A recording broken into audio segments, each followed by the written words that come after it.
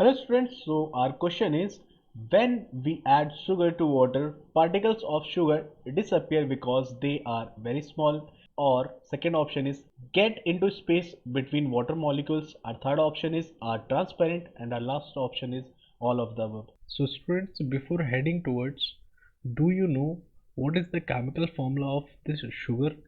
So basically students, the chemical formula of sugar will be C12 H22O11.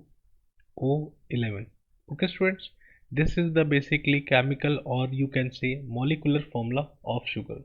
So students, as you all know that sugar is a solid substance and solid have a strong intermolecular force of attraction. So students, when cube comes in contact with water, these force meddle with the strong intermolecular attractions in water, and as a result the water molecules surround the tiny particles of sugar, knock them free from the attractive forces of surrounding molecules and pull them into the solution. So students, if we look at our third option, that they are transparent, so as you know that students, once they get into the water, they dissolve with the water molecules. So the correct answer of this question will be our second option, that is B option.